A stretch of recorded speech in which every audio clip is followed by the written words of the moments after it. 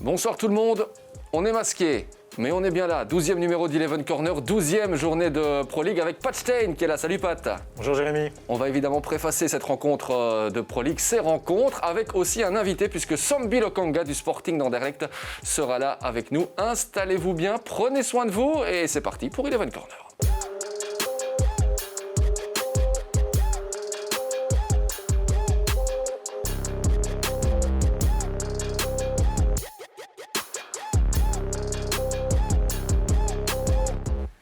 On vous le disait, pas mal de belles rencontres au programme que l'on va préfacer avec Sambi Lokanga, que l'on a rencontré hier. C'est pas toujours évident avec les timings pour pouvoir avoir les joueurs. Ils nous ont fait le plaisir, Sambi nous a fait le plaisir d'être là.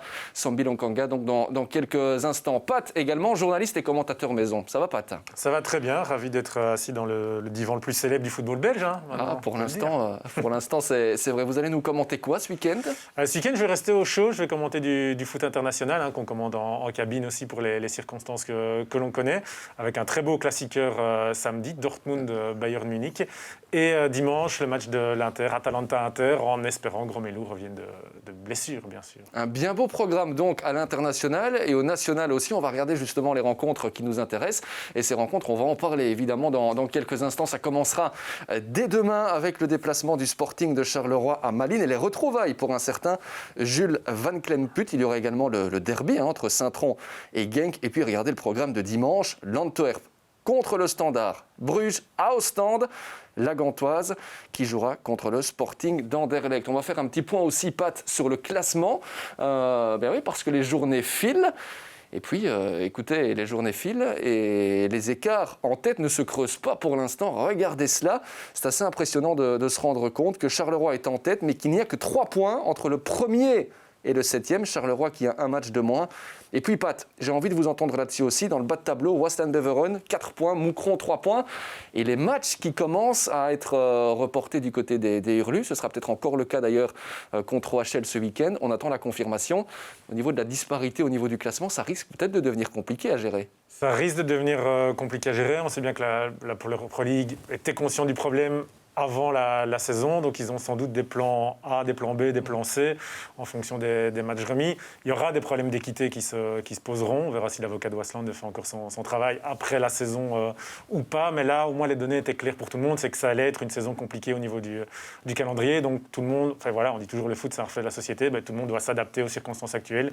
Les équipes aussi, les clubs aussi, et jouer quand ils peuvent jouer. Bon, honneur au leader, le Sporting de Charleroi, on l'a vu il y a quelques instants, qui a repris les rênes de la compétition. Vous les avez commentés d'ailleurs le week-end dernier, si je ne dis pas de bêtises. Victoire 3-0 contre le Cercle de Bruges. Enfin, une victoire après quand même une petite série de 4 défaites, toutes compétitions confondues. Oui, voilà, il y avait la Coupe d'Europe qui avait marqué un temps d'arrêt, le match face au Standard. Là, on va jamais tirer de conclusions trop hâtives, mais on a retrouvé quand même une équipe de Charleroi qui a appliqué à nouveau ses principes et les principes qu'on lui connaît depuis le début de la saison.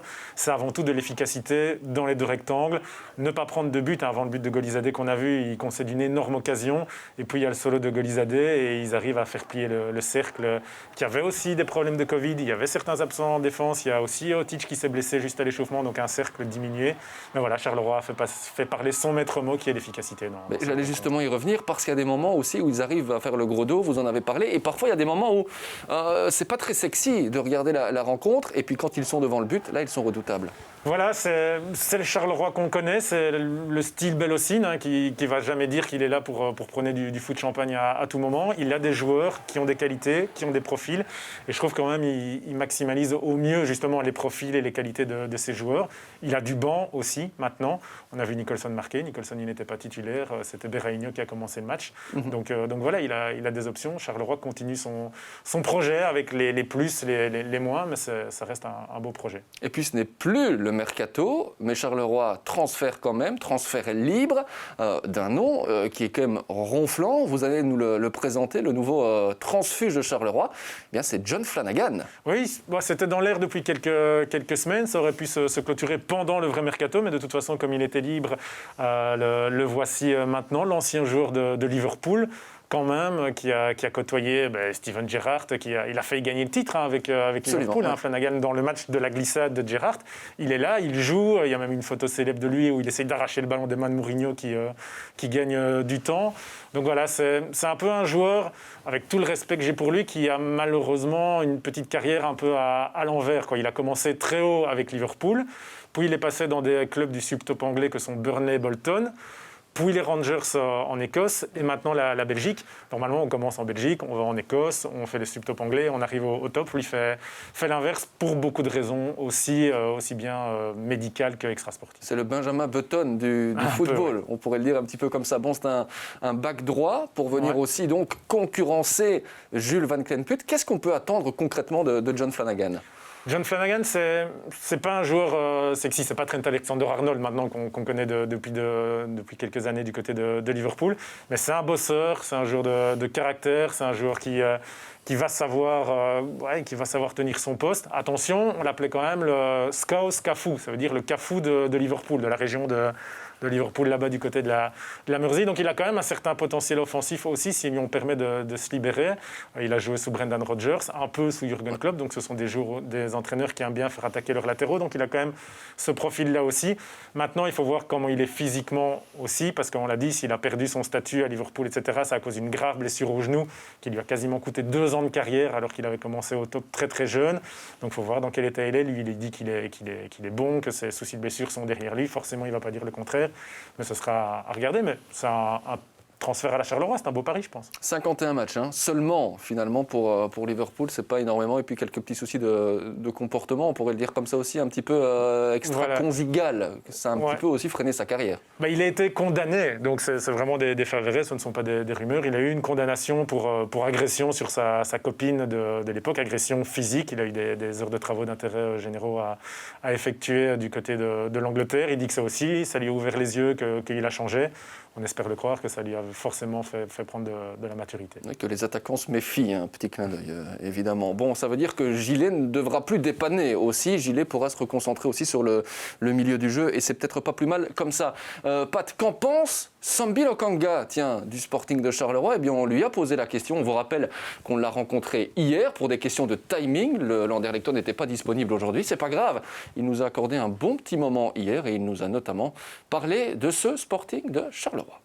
Charleroi, je suis content pour les Carolos, surtout parce que je connais bien Karim Belhosseine et Joris Kaembe, donc je suis vraiment content pour eux. Ça parle un peu de leur maturité, de leur mentalité, pardon. C'est des gens humbles, des bosseurs, et franchement, je suis content pour eux et je sais qu'ils font du bon travail. Ce sera un match difficile contre eux. Ouais, ils ne se sont pas encore joués, ce sera le 18 décembre justement, et en attendant le calendrier du Sporting de Charleroi, j'ai envie de vous entendre là-dessus, Pat. Ce sera Gand, Eupen, Courtrai et Saint-Tron. Ma question, de quoi rester leader jusqu'au moment d'affronter le 18 décembre Anderlecht ?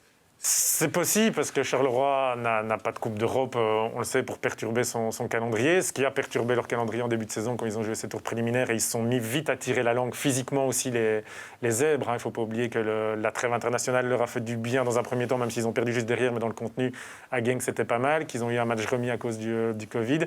Et là on les a sentis maintenant retrouver de la fraîcheur physique. Donc on va voir comment ils tiennent physiquement jusque-là, comment Belhosseine, maintenant qu'il a des solutions sur le banc, joue avec son noyau aussi. Le calendrier a l'air abordable, il y a pas mal d'équipes qui ont des soucis quand même dans les noms que vous avez cités. Je dirais Charleroi peut rester leader si l'efficacité reste, et quand on ne joue que sur l'efficacité, il y a peut-être des fois des matchs où elle ne va pas être là, où le ballon qui rebondit bien va mal rebondir, donc il va peut-être quand même y avoir des contre-performances surprenantes pour les zèbres sur papier, mais après tout c'est la logique du foot, quoi. On repense évidemment à ce match de Coupe d'Europe. On ne sait toujours pas comment Charleroi n'est pas parvenu à le gagner. Vous parliez d'efficacité. C'est vrai que là, ça n'a pas voulu rentrer ce soir-là. On verra si c'est bien pour le championnat. On parlait de retrouvailles aussi en introduction de cette 11 Corner pour Jules Van Clenput. Déjà, donc, il va retrouver Malines. Il monte en puissance. Vous l'avez vu à l'œuvre samedi dernier. On peut vraiment dire qu'il monte en puissance ? Il monte en puissance, adaptation très rapide. pas surprenante non plus parce que voilà, qu'on a appris son transfert et qu'on s'est un peu renseigné sur les stats pour préparer différents matchs, on s'est vite aperçu qu'il avait exactement le même profil que Buzy. Si vraiment on fait les geeks du foot et qu'on se plonge dans les chiffres sur le nombre de centres par match, de débordements, de passes vers l'avant, on constatait que quand il jouait, il avait vraiment des chiffres qui se rapprochaient très fort de ce que Buzy faisait. Donc voilà, on est vraiment sur le même type de profil. Maintenant, il y avait la question de l'intégration, ça a l'air de s'être bien passé aussi.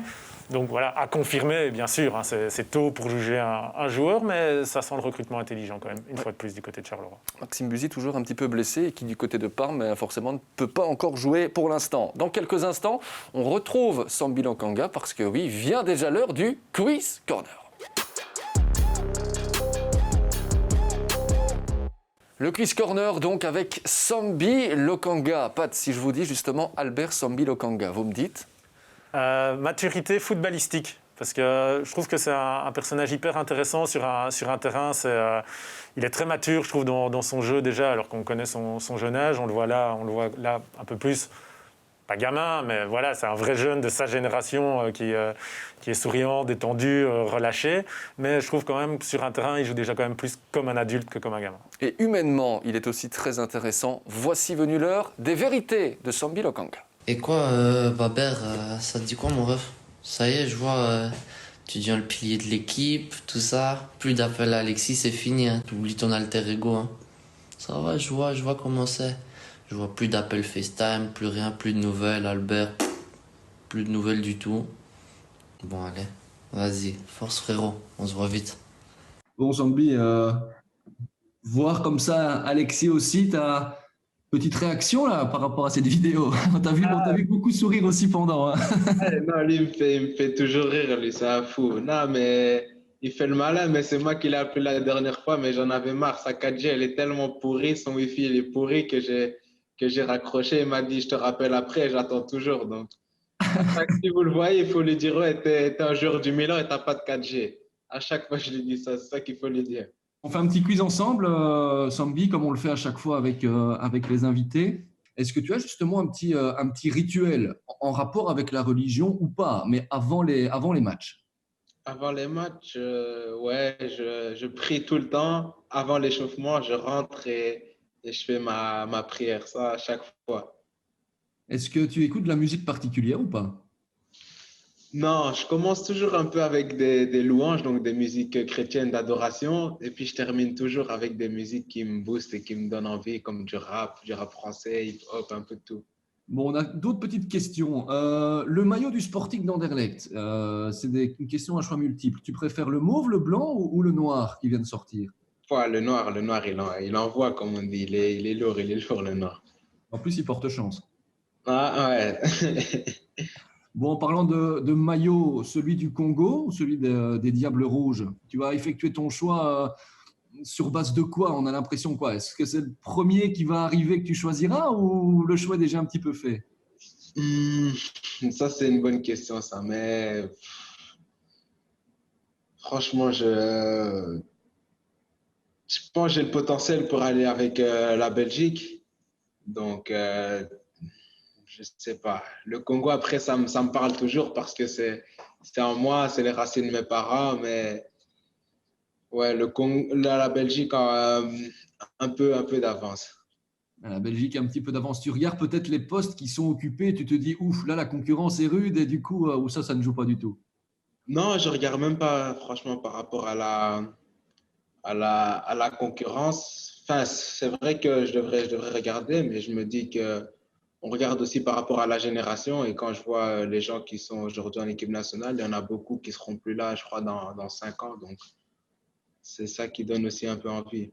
Ouais, et puis ça se passe bien aussi avec les Diablotins notamment. Quel club te fait rêver? Si jamais tu devais un jour, et on te le souhaite, franchir un pas comme Alexis l'a fait en allant à Milan, quel club te ferait rêver? Peut-être de manière réaliste, parce que tu auras peut-être un jour hein, la capacité d'aller au Real, je te le souhaite, ou autre. Ce serait quoi pour toi le step idéal?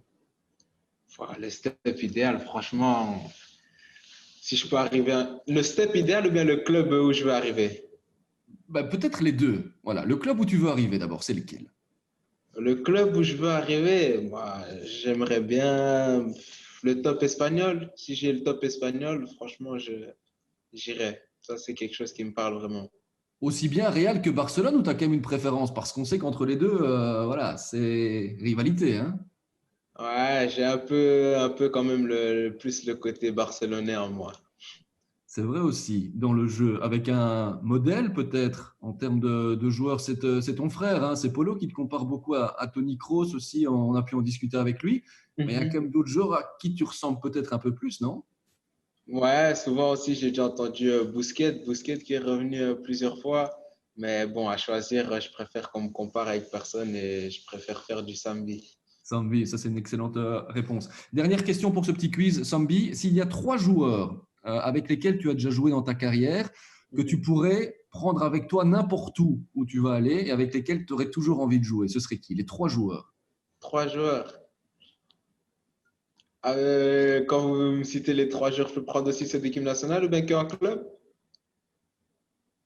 Trois joueurs, donc je prendrais Alexis, je pense, le premier. Ouah, c'est difficile, il faut me donner plus de joueurs là. Ah non, je mets Alexis, qui je mettrais? Amouzou, j'aime vraiment bien jouer avec lui. Et qui je mettrais en troisième? Euh, pour pas prendre un attaquant, je prendrais Trésor ou Aurel, je crois. Trésor ou Mangala.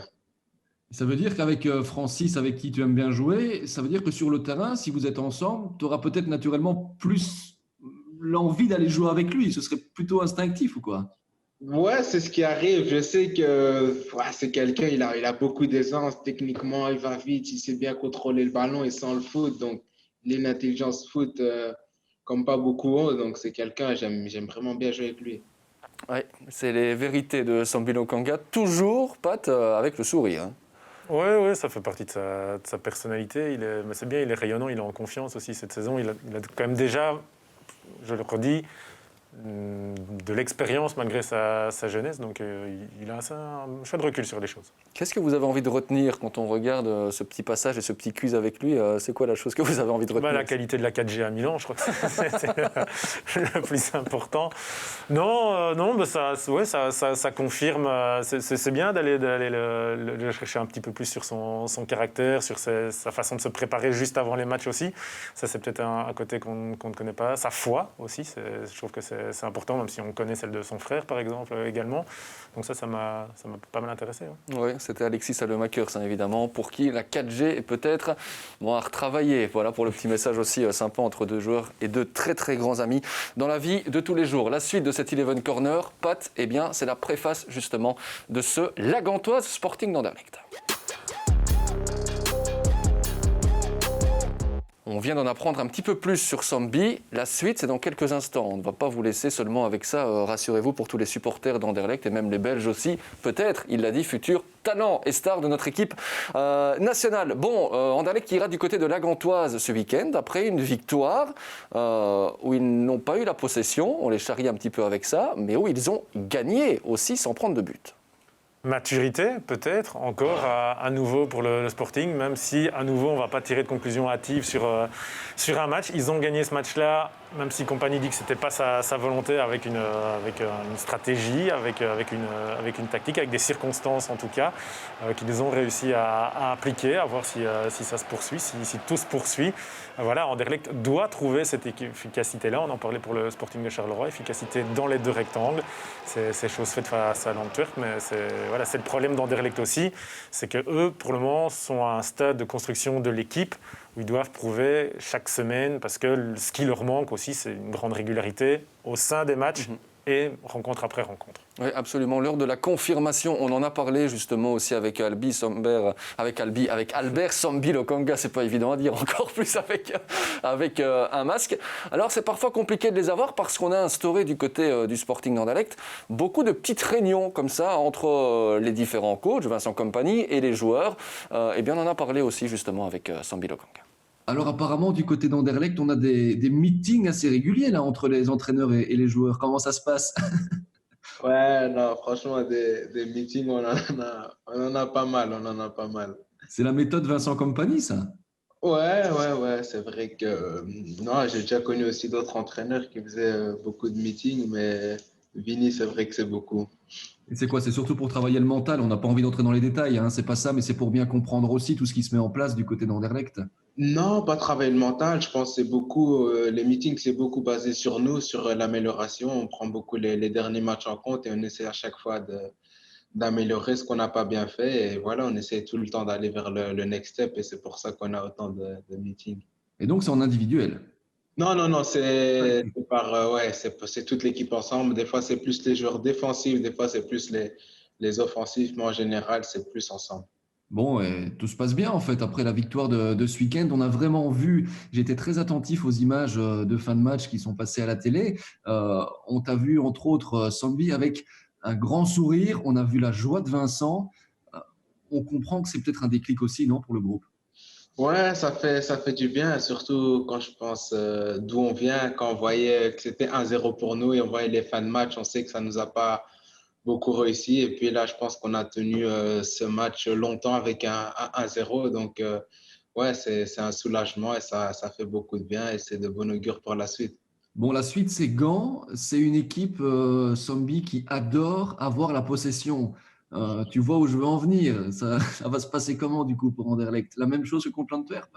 Non, nous, on est une équipe qui veut toujours avoir le ballon. Et puis voilà, ce qu'on nous reproche souvent, c'est de ne pas avoir le ballon. Des fois, c'est pas les résultats. Donc, on ne sait pas tout le temps avoir les deux. Mais bon, si c'est nous qui devions choisir, on prendrait toujours le ballon et la possession, je veux dire. Le score, pardon, et la possession. Bah, surtout toi, hein. C'est ton b.a.-ba. Tu dors avec le ballon, tu manges avec le ballon, il est tout le temps dans tes pieds, en fait. C'est ce que tu as besoin. Ah, moi, j'ai toujours dit, moi, je préfère faire un match plein où j'ai toujours touché beaucoup de ballons que faire un match vide, avoir marqué un goal, laisser un assist, ça m'intéresse pas. J'ai toujours dit, je préfère avoir le ballon à mes pieds. C'est donc ça aussi, le trust de process de Vincent Kompany. C'est ces petites réunions qui s'intercalent et parfois qui sont improvisées. Là, on avait une petite réunion prévue à 14 heures avec le Sporting d'Anderlecht. Elle a finalement commencé à 16 heures parce qu'on avait décidé de mettre un meeting. Petit clin d'œil aussi. Mais ça montre, voilà, le trust de process, c'est ça.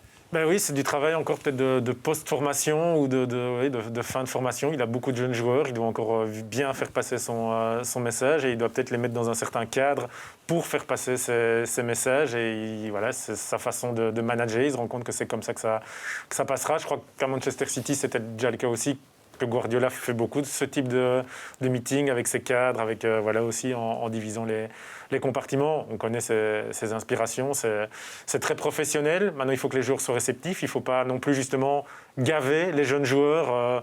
Voilà, Sambi souriait au début en disant ouais, des meetings, on en a beaucoup. Quand ça va bien après une victoire, c'est intéressant de continuer justement dans cette optique-là. À un moment, s'il aspire à les négatives, il ne faut pas non plus que... Voilà, c'est une nouvelle génération différente de celle de Kompany. Il faut s'adapter aussi à elle. Il ne faut peut-être pas trop les gaver aussi.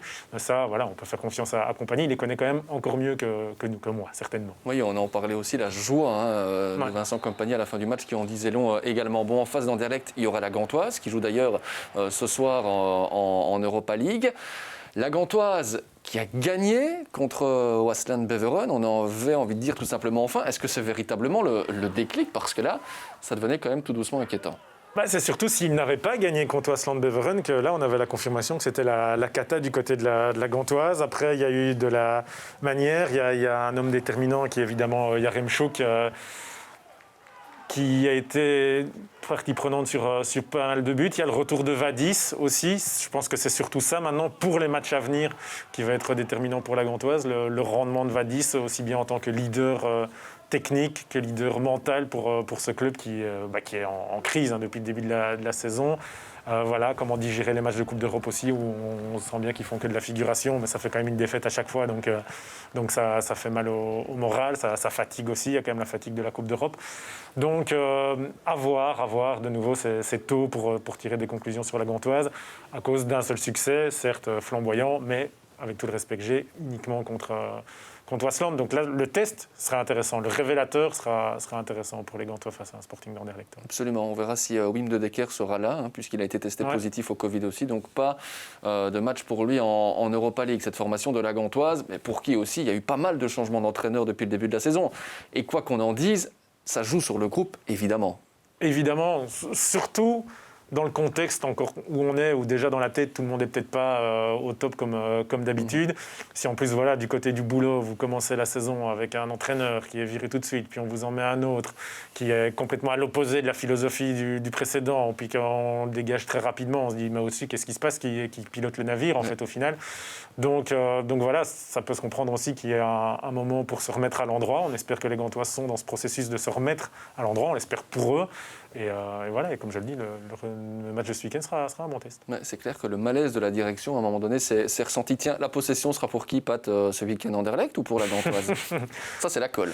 Ouais, mais en fait, on a un petit peu regardé au sein de la rédaction pour préparer le match d'Anderlecht ce week-end aussi. Il faut se rendre compte que Compagnie, c'est beaucoup de paroles sur la possession, mais qu'en moyenne, depuis qu'il est vraiment l'entraîneur principal d'Anderlecht, il n'est jamais qu'à 54% de possession de balle ici sur les matchs qu'il a dirigés cette saison.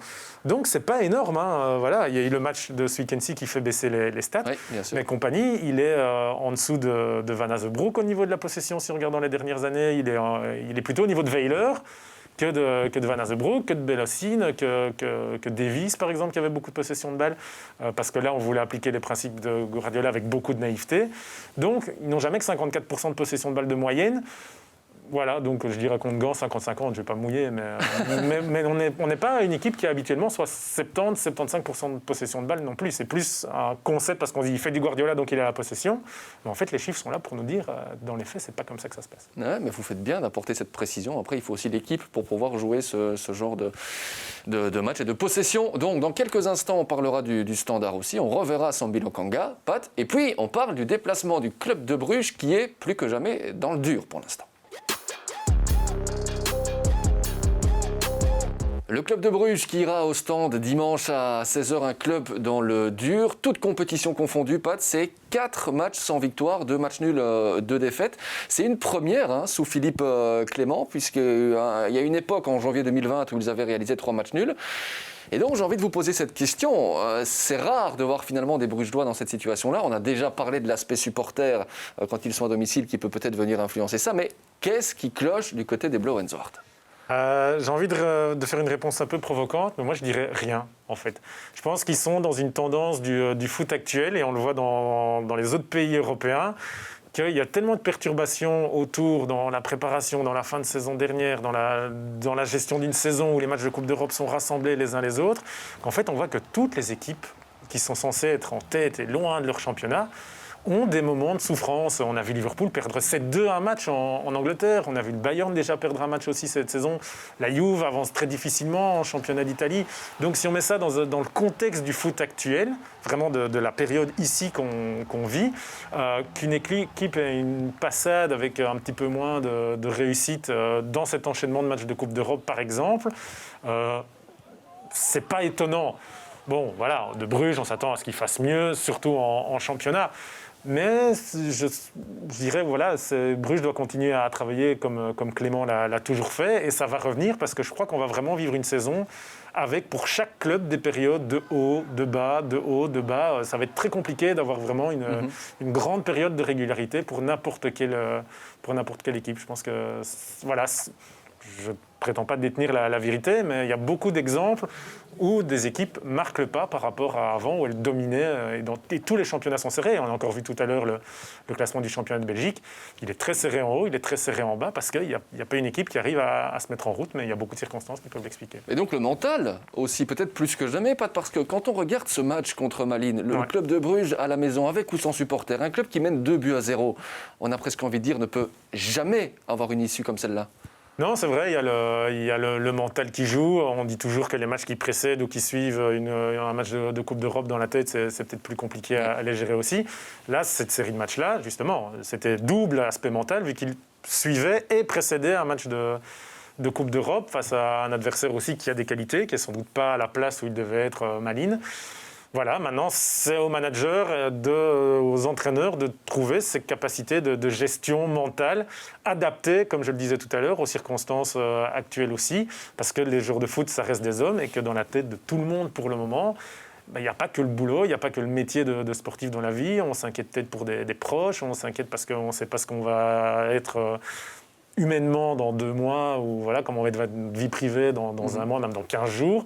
Donc voilà, il y a un beau défi mental, je pense, pour les coachs aussi. Ouais. Bon, Albert Sambi Lokanga du Sporting d'Anderlecht pense peut-être un petit peu comme vous, puisqu'on lui a posé la question de savoir, tiens, quelle est l'équipe contre laquelle Anderlecht a peut-être eu le plus de mal? On sait qu'ils n'ont pas encore joué comme contre tout le monde, mais on demande surtout à Albert Sambi Lokanga quelle est l'équipe qui l'a le plus impressionné depuis le début de la saison.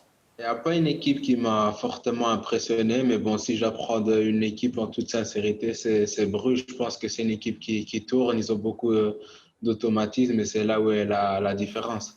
Oui, on rappelle que c'est aussi la seule défaite aujourd'hui en championnat du Sporting d'Anderlecht contre le club de Bruges, 3-0. Des Brugeois qui avaient été impressionnants à ce moment-là. Pat, ce sera face à Ostende. On a quand même envie de dire match piège par excellence parce qu'Ostende, ça reste solide. Même s'il y a une défaite contre le Standard, ils ont livré un bon match. C'est exactement le mot que j'aurais employé aussi, match piège, parce qu'au stand, et si on va en revenir et sur le mental et sur le physique, est une équipe dirigée par un entraîneur de l'école Leipzig, et donc ça presse dans tous les sens. Ils mettent de l'intensité, ils vont aller les prendre à la gorge avec leurs moyens aussi. De nouveau, si on se plonge dans les chiffres, on voit vite que Ostende a tous les indicateurs du pressing, en fait. Donc voilà, il y a la philosophie, on disait les paroles pour certains, mais là, Blessing, du côté d'Ostende, il applique vraiment ça. C'est l'équipe, par exemple, qui commet le plus de fautes aussi, parce qu'elle est peut-être un petit peu maladroite, mais ça part dans une intention de mettre de l'intensité, de mettre du pressing, et c'est pas des fautes en défendant en bas et on n'a plus de solution, on fait des fautes. C'est en allant chasser le porteur du ballon, en mettant vraiment la pression constante sur l'adversaire.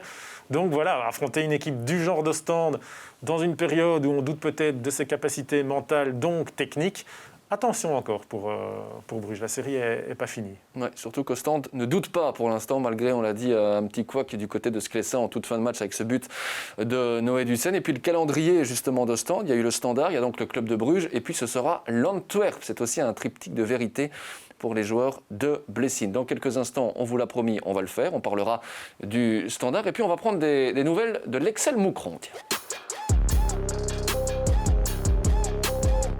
Moucron qui devrait normalement jouer samedi 18h30 à OHL. On dit devrait parce qu'il pourrait faire une 3e semaine sans jouer. On a effectué de nouveaux tests hier après-midi du côté du Hurlu. On attend toujours les résultats. Mais au niveau des contaminations, ça ne s'arrange pas pour l'instant côté moucronois. Il pourrait faire, si ça continue comme ça, Pat, avec la trêve internationale qui arrive, 1 mois sans jouer. C'est beaucoup. Vu la situation de Moucron, est-ce que ça permet au nouvel entraîneur de mettre ses principes en place, d'avoir une période de préparation bonus? Pourquoi pas, même si du coup il ne peut pas disposer non plus de tous ses joueurs à l'entraînement. Donc voilà, si on veut essayer de voir la chose optimiste, on dit ça donne du temps au nouvel entraîneur d'arriver, de s'installer, de prendre ses marques. Mais voilà, dans la situation de Moucron aussi, il va être temps de jouer des matchs et surtout de prendre des points. Ouais. Ouais, Moucron qui n'a plus joué depuis le 18 octobre. C'était une défaite à la maison 0-2 contre Eupen et donc toujours la lanterne rouge avec 3 petits points seulement. Waasland en a que 4, juste devant Waasland qui a aussi quelques matchs à devoir recaser. Bon, Albert Sambi Lokanga est notre invité durant tout le long de cet Eleven Corner, en plus de Patrick Stein, bien évidemment, qui est bien installé dans ce fauteuil. Albert Sambi Lokanga, on lui a évidemment posé la question aussi de la religion. On l'a déjà un petit peu évoqué tout à l'heure. Mais il s'entend très très bien, notamment avec un joueur du Sporting de Charleroi. C'est Yoris Kayembe. Il nous en parle. Il nous parle aussi de la foi qu'il a. On parle plus de notre foi ensemble parce qu'on est dans un groupe WhatsApp, on partage sur notre foi chrétienne, mais non, pas trop sur le foot, plus sur des fois des petites anecdotes, mais sinon pas beaucoup. Je voulais justement rebondir sur ce que tu disais, un petit peu ton rapport à la religion aussi, qui te permet d'être celui que tu es aujourd'hui, quelqu'un de souriant, et de finalement jamais stressé, c'est l'impression que tu donnes aussi. Ouais, je me dis que dans la vie, il y a toujours pire, donc c'est pour ça que chaque jour que Dieu fait, j'essaye d'avancer, d'être content parce que je sais qu'il y a des gens qui vivent pire que moi et qui peuvent vivre pire comme situation. Donc voilà mon point de vue et voilà ce qui me fait avancer chaque jour. Ben, on sait que c'est très important hein, pour des joueurs comme toi. Est-ce que dans le vestiaire justement du Sporting d'Anderlecht, il y en a d'autres avec lesquels ben, tu peux justement discuter de ces choses-là aussi? Ouais, il y en a beaucoup. Par exemple, dernièrement, quand j'étais avec Anas à table et il me disait que lui, il croyait en rien. Et puis voilà, nous, on l'expliquait notre point de vue, pourquoi on croyait en Dieu avec Anouar. Donc voilà, non, je suis toujours ouvert et je suis pas quelqu'un qui prend ma religion, c'est comme ça, c'est pas autrement. Non, je suis ouvert à la discussion et j'en parle et je dis pourquoi moi je suis croyant. Le surnom qu'on te donne le plus souvent, Sambi, c'est lequel? Euh, Plus souvent, moi, Mister Calme, je pense, hein. C'est vrai qu'il est très très calme. Alexis Salemakers le surnommait Baber hein, comme surnom. Et donc Mister Calme, ben oui, c'est vraiment la sérénité. Hein. Ça lui va bien. Ouais, non, ça lui va très bien. Ouais, on est tout à fait d'accord. Albert Sambilankanga en toute décontraction. Bon, la suite, évidemment, eh bien c'est le Standard. On en a beaucoup parlé. Le Standard qui jouera donc contre l'Antwerp en déplacement à l'Antwerp. Ça sent déjà la poudre, cette rencontre, Pat, avec quelle défense? SOS défense aussi du côté liégeois, puisque Van Heusden s'est fait les croisés. L'opération s'est bien déroulée, c'est déjà ça, évidemment, pour lui. Leifis, qui lui a fait un gros bisou au moment de sortir, et Covid. Et donc, avec quelle défense? On rappelle que Faye ne sera pas là non plus, Pat. Oui, Montagnier va devoir chercher, va devoir puiser dans les réserves de son noyau, de son académie peut-être. Il l'a déjà fait à plusieurs reprises cette saison. Ça reste un coup dur. Hein. Des images évidemment on souffre encore un peu plus pour le joueur en les voyant. On souhaite encore un prompt rétablissement forcément à Zinho Van Heusden. C'est vraiment un coup dur pour le Standard parce qu'il était en train de réaliser une énorme saison. Moi je trouve Van Heusden, il avait encore passé un cap physique. Je trouve qu'il était affûté comme jamais, un cap mental aussi. Dans le jeu, il avait des responsabilités autres que les responsabilités de défendre aussi, où on lui permettait de porter la balle Tout à fait. dans la moitié de terrain adverse. Donc c'est vraiment le joueur, je pense. Lui et Raskin, c'était les deux piliers depuis le début de la saison. Et là, quasi coup sur coup, le Standard a dû faire une série de matchs sans Raskin et maintenant une longue période sans Van Heusden. Ouais, il s'accroche tout de même les Liégeois qui ont quand même mis fin à une série de 3 défaites consécutives avec également l'Europa League. C'est vrai qu'on peut le préciser aussi de ce côté-là. Bon, ce Standard-là a prouvé qu'il avait des ressources mentales notamment, mais attention tout de même à cette équipe de l'Antwerp qui reste certes sur une défaite contre le Sporting d'Anderlecht, mais qui n'a pas mal joué pour autant. Hein. Non, le contenu de l'Antwerp était même très très bon. À voir aussi, ils sont aussi dans cette période de Coupe d'Europe. Hein. On va y revenir tout de suite avec l'Eco qui demande un jeu aussi très exigeant à la plupart de ses joueurs. Donc voilà, est-ce qu'on commence à tirer la langue comme Charleroi l'a fait à un moment, comme Bruges est en train de le faire? Est-ce que maintenant c'est le moment de l'Antwerp aussi d'un peu tirer la langue au niveau physique? Il faut voir dans quel état physique seront les joueurs du Standard aussi. Hein. Les supporters du Standard, ils disent mais nous aussi on joue une Coupe d'Europe. C'est vrai. Donc à voir. Ce sera aussi un match très intéressant, très serré, je pense, à nouveau.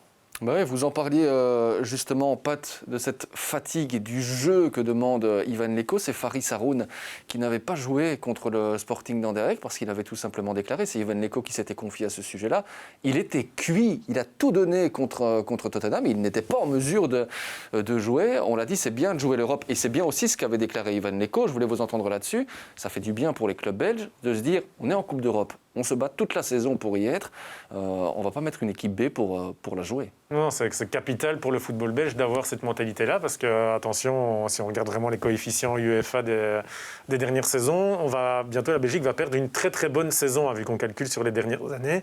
Et donc, ça va permettre à des nations qui sont derrière la Belgique au coefficient UEFA de revenir. Donc, il faut absolument faire une bonne saison cette année-ci par rapport aux Pays-Bas, à l'Autriche et des clubs comme ça. Et donc, là, l'Antwerp, en prestant comme il preste, aide tout le football belge. Pour le moment, c'est un peu les seuls en Europa League. Bruges a déjà fait de bonnes choses en Ligue des Champions avant de se planter un peu cette semaine. Mais bon, face à Dortmund, on va dire que c'est normal. On n'attendait pas non plus, on pouvait espérer, mais on n'attendait pas non plus une grosse victoire. Donc voilà, chapeau à l'Eco de prendre ce risque-là aussi, de se dire c'est pas grave si je perds un peu de points en championnat. Parce que si je suis dans les 4 premiers, je pourrais peut-être quand même encore jouer le titre via les playoffs. Hein. Notre compétition permet cela, de temps en temps mettre un match de saison régulière de côté. Lui ne le fait même pas parce qu'il n'a quand même pas mis Refailov et Mbokani au repos face à Anderlecht. Donc on peut vraiment que saluer ce qu'il est en train de faire. Il prend des risques, ça paye ou ça paye pas, mais ça c'est le jeu. Ouais, toute la Belgique doit évidemment être derrière les clubs belges sur les différentes scènes européennes, que ce soit la Ligue des Champions, on l'a dit avec la victoire de Bruges au Zénith notamment, et celle de l'Antwerp contre Tottenham. On croise les doigts pour l'Antwerp d'ailleurs en Europa League ce soir. Bon, Antwerp Standard, ce sera donc à suivre de mémoire dimanche 13h30, je pense. C'est le match qui lancera la journée de dimanche. Voilà, sur Eleven Pro League, le rendez-vous est pris. Les fidèles seront là. Bon, le buzz de la semaine, Pat, on n'avait pas loupé évidemment ce buzz, en deux temps, notamment avec le départ de Jess Torup, alors que tout allait très très bien. Et puis Theo Bongonda était dans une forme assez intéressante, jusque-là, il n'en finissait plus de marquer. Et puis, eh bien, il a salué, on va le voir dans quelques instants, le départ de son entraîneur à sa manière. Alors, comment interpréter le message de Theo Bongonda qui s'est un petit peu lâché sur les réseaux sociaux? On a envie de dire qu'il a un petit peu craqué aussi. Bon, Torup s'en va. On se dit, c'est quand même bizarre. Mais quand on sait qu'il est danois et qu'il peut signer dans un club comme Copenhague, ça, c'est vraiment le cœur qui a parlé, non? Oui, c'est le cœur. Il y a peut-être un aspect financier aussi qu'on ne connaît pas du côté du club danois. Donc, non, le choix n'est pas critiquable. Le timing, peut-être. Parce qu'en 3 semaines, il y avait peut-être moyen de se dire, je vais peut-être attendre. Enfin, voilà, on va pas réécrire l'histoire, elle est faite. Ouais, c'est jamais très logique non plus de voir un entraîneur quitter son poste quand tout va bien après 3 semaines. On a pu réentendre dans Eleven Gazette, par exemple, ce lundi, une interview de lui où il disait « Non, je suis très heureux, tout va bien ». On l'avait eu aussi en reportage sur Eleven Pro League, notamment à la mi-temps du match contre la Gantoise, où il disait « Non, je ne suis pas encore installé, mais je cherche, tout va bien ». Et puis là, hop, il fait sa valise. Donc voilà, pour en revenir à la réaction de Bongonda, c'est pas la plus subtile, mais ça traduit son sentiment. Voilà, il s'est lâché. Mais on sait que les clubs gèrent parfois la communication des joueurs. Là, il s'est laissé aller. Et on a voulu avoir Theo Bongonda dans Eleven Corner. Et Moren, qui est l'attaché de presse, évidemment, et qui gère la com aussi, Peter Moren, du côté de Genk, nous a dit, très gentiment, d'ailleurs, toujours très disponible, en disant « Écoutez, on va plutôt éviter que Theo Bongonda ne parle à la presse cette semaine, puisqu'on a envie que sa rage, il la mette dans le match de ce week-end ». Je trouvais que c'était une réponse qui était pas mal. Ce sera quand même le derby contre Saint-Tron. Oui, et c'est un match qui demande justement de la rage, de l'intensité et de la concentration aussi. Donc je comprends la réaction du club. Nous, les médias, on veut toujours avoir les joueurs, on voudrait lui faire parler plus et encore avoir des propos et son avis et son explication vraiment de sa réaction. Mais la réaction du club, elle est compréhensible. Bon, on verra évidemment si Theo Bongonda va nous sortir une nouvelle célébration, s'il marque un but. Qui sait? En attendant, il va falloir le remplacer, Torup. Mais oui, du côté de Genk, il faut une nouvelle fois chercher un nouvel entraîneur. On parle beaucoup pour l'instant d'un ancien mauve, Pat, c'est John van den Brom. Oui, qui est du côté de Utrecht, oui. Pour le moment, si je ne me trompe. Donc, aussi un entraîneur en poste qui connaît une partie de notre championnat. Ça fait quand même un petit temps qu'il est parti. Il n'est pas loin. Il avait des pros et des contres à l'époque d'Anderlecht aussi, mais pourquoi pas ce profil-là.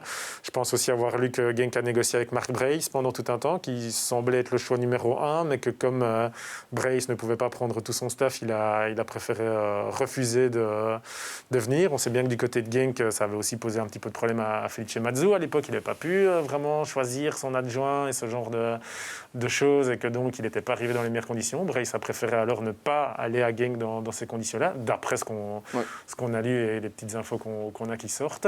Donc Van den Brom, oui, à voir comment ça s'est évolué. Il n'a pas fait du mauvais boulot avec la Z non plus du côté des Pays-Bas. Voilà. Mais Genk doit aussi, surtout maintenant, trouver de la stabilité et se dire, OK, on repart sur un projet. Ils ont prouvé dans le passé que gérer un projet à moyen, long terme, pour au final être champion de Belgique, ils savaient le faire.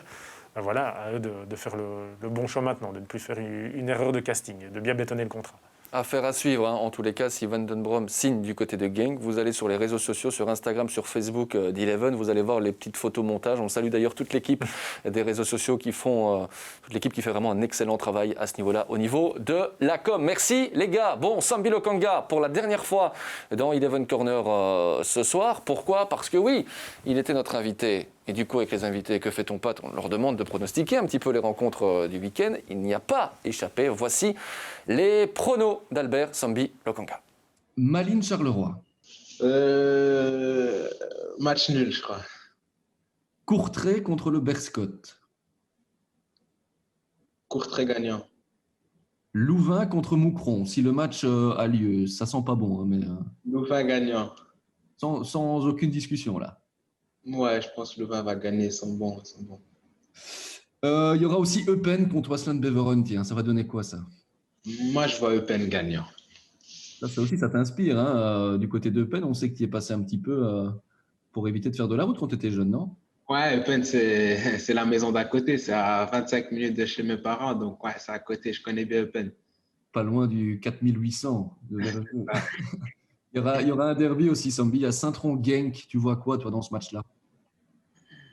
Ouais, jouer à Saint-Tron, c'est pas facile. Et je sais que, si je me trompe pas, Saint-Tron gagne souvent contre Genk. Donc, je mets quand même Saint-Tron. Saint-Tron. Bon, il y aura Antwerp-Standard. Ça va être chaud, là.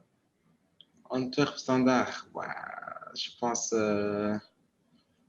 Anvers va gagner. Anvers va gagner. Tous les deux après la Coupe d'Europe. Il y aura Ostende Club de Bruges aussi. Ouais, Bruges, je pense qu'ils vont gagner au stand. Et on passe Gand-Anderlecht, mais il y aura encore un match lundi, même si celui-là n'est pas très sexy. Bon, c'est Cercle contre Zulte Waregem. Cercle Zult. Cercle, je pense. Cercle. Après, les pronostics, c'est pas trop mon truc, moi. Faut pas me suivre. Ceux qui veulent parier, faut pas me suivre. On retient, en tous les cas, on note aussi ce que Sambi a dit et on verra. Il y aura évidemment un classement que l'on vous proposera dans le prochain numéro d'Eleven Corner. Pat, merci. C'était avec un grand plaisir. Le plaisir partagé, vraiment. Bon classiqueur. Merci beaucoup. Ce samedi, on le rappelle évidemment sur Eleven, ce sera à suivre samedi à quelle heure? 18h30. Voilà, Dortmund contre le Bayern Munich. Je le dis dans le bon sens? C'est Dortmund-Bayern et moi je dis 18h30, mais avant le match, le live, il y a un petit preview show présenté par Pierre-Alexis Maton que je vous conseille aussi de suivre. Donc juste pour vous mettre bien dans le bas du Classico, rejoignez-nous plutôt vers 18h05, quelque chose comme ça sera pas mal. Il était déjà là, Pierre-Alexis, pour préfacer le Classico. Il va être là aussi pour préfacer le Classiqueur. Nous, on sera là, on suivra tout ça. Et puis, il y a plusieurs écrans aussi, la télé, l'ordinateur, la tablette, l'iPhone, pour pouvoir suivre toutes les rencontres. Le championnat belge, le championnat d'Italie, d'Espagne, d'Allemagne, bref, plein de belles choses. Bon week-end, belle fin de semaine avant cela. Et à très bientôt, les amis, sur Eleven Corner, également disponible, bien sûr, gratuitement sur le site d'Eleven Sport, n'oubliez pas. Et puis sur YouTube. Belle soirée. Ciao, ciao.